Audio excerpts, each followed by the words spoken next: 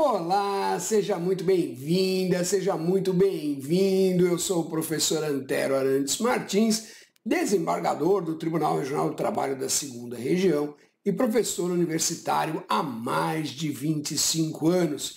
Este é o canal do CEAJUR, Centro de Estudos e Atualizações Jurídicas, destinado a difundir conhecimento em direito e processo do trabalho. Hoje nós vamos falar sobre a prova documental, mais especificamente sobre a validade ou falsidade da prova documental, que é um tema que as pessoas às vezes esqueceram, não tem muito contato e tem alguma dificuldade.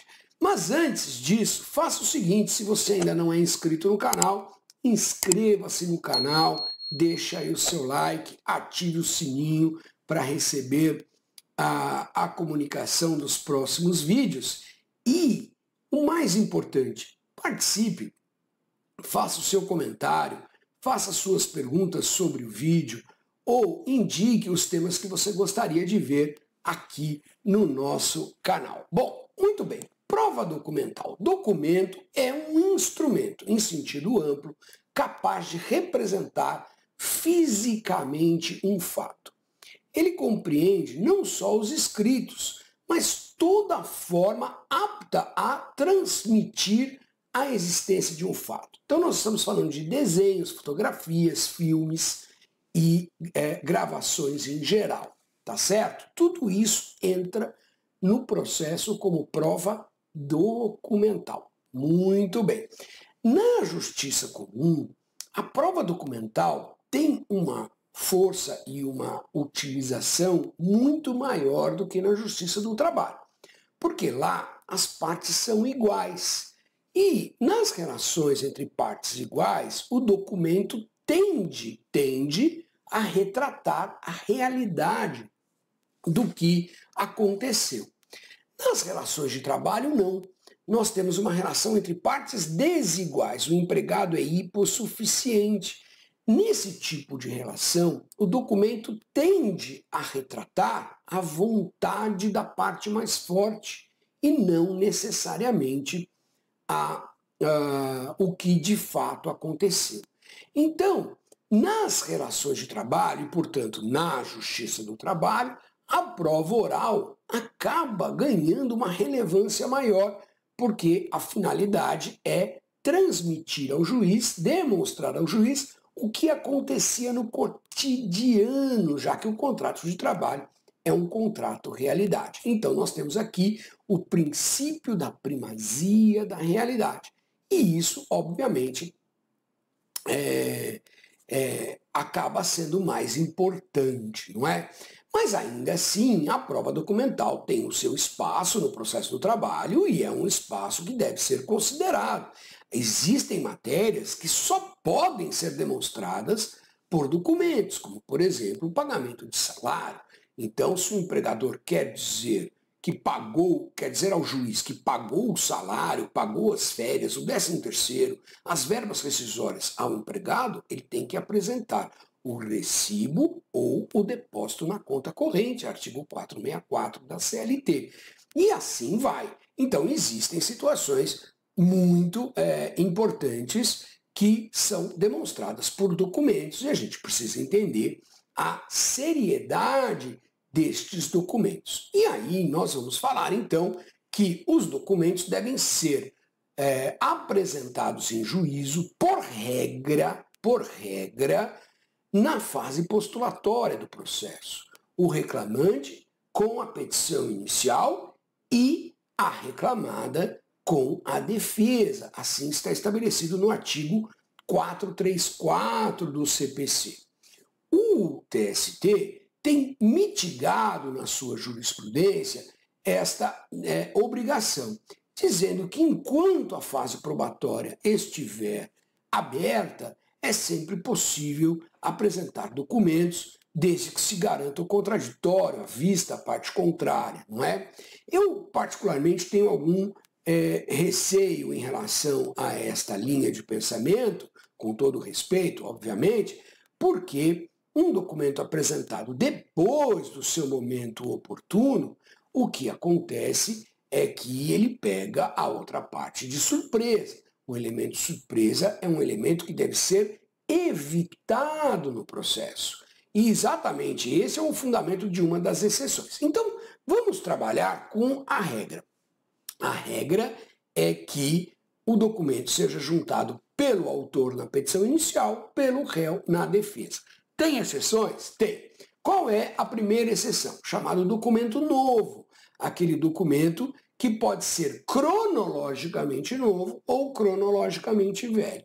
O documento cronologicamente novo é aquele documento que foi produzido depois do momento que a parte teria para juntá-lo no processo. Então, o reclamante, o autor, na petição inicial, um documento produzido depois da petição inicial.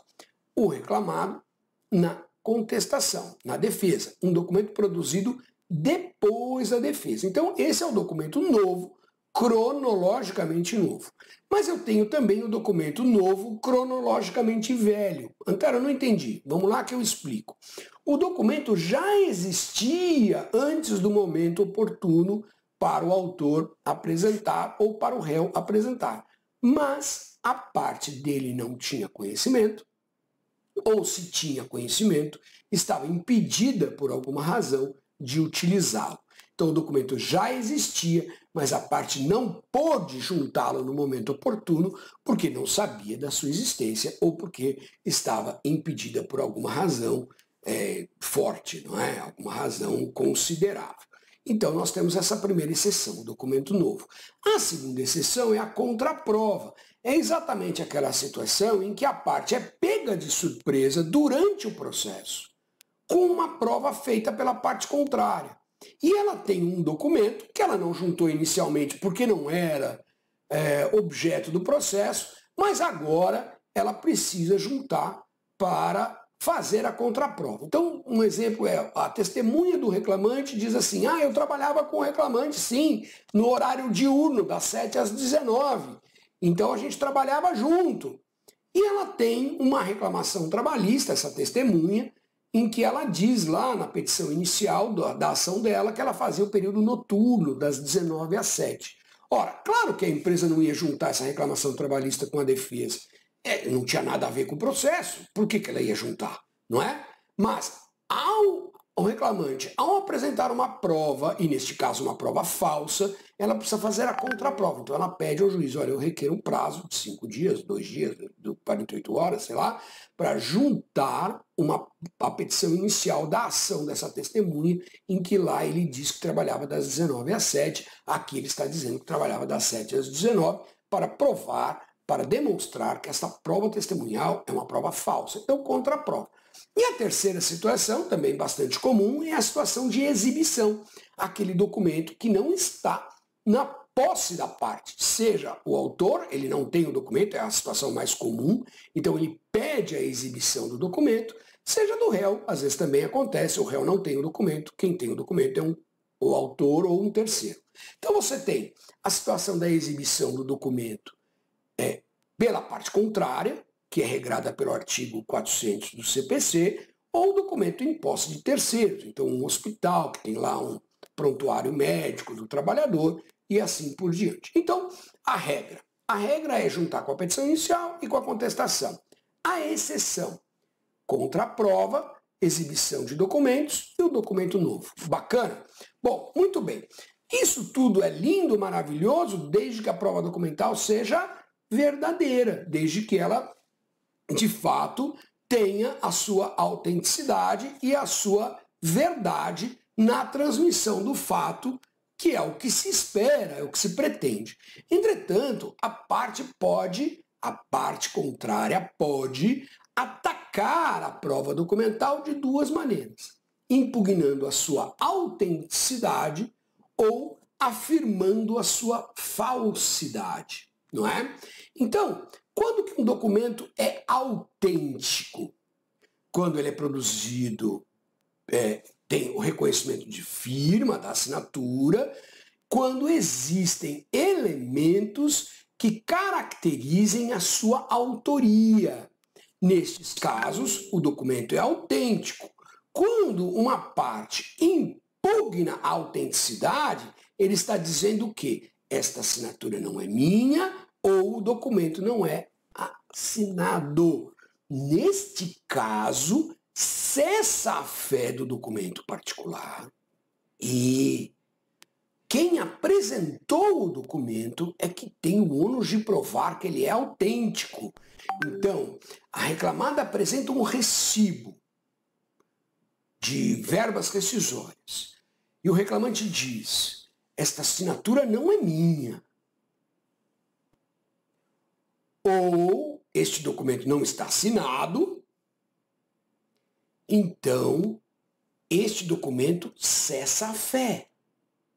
E é a reclamada que tem que provar que ele é verdadeiro. Situação que acontece às vezes, mas não é o usual. O usual é a alegação de falsidade, ou seja, o documento é autêntico, mas foi falsificado pela parte porque houve uma adulteração, né? Acrescentou-se palavras, rasurou-se palavras, não é? Também é raro de acontecer. Ou ainda, e esse é o comum, ele não retrata o que de fato aconteceu, que é a chamada falsidade ideológica. Nesta situação, quem impugna o documento é que tem o ônus de provar que este documento não é verdadeiro. Ou seja, o documento mantém a sua fé nesse tipo de impugnação até que se prove a sua falsidade. Quando a impugnação é quanto à autenticidade, o documento perde a sua fé até que se prove que é autêntico. Entenderam a diferença, pessoal? Então, isso é muito importante. Na mesma linha, o Código Civil, né? Tudo que eu falei para vocês agora está no artigo 427 do CPC. Mas o Código Civil, no artigo 221, ele diz: os documentos escritos e assinados, ou somente assinados, presume verdadeiro o seu conteúdo em relação ao seu signatário. Ou seja, uma vez preservada a autenticidade do documento, presume-se que ele retrata a realidade. Então, quem impugna é que tem que provar que ele tem uma falsidade, ou porque foi adulterado, ou porque há uma falsidade de ideia, uma falsidade ideológica, tá certo? Então, é assim que fica a questão da validade da prova documental no processo. Se você ficou até aqui, inscreva-se no canal, deixe o seu like, ative o sininho para receber o aviso dos nossos próximos vídeos. E principalmente, o mais importante de tudo, é que você participe, faça o seu comentário, faça a sua pergunta, faça a sua sugestão. Tá combinado? Eu aguardo todos vocês no nosso próximo vídeo. Um abraço!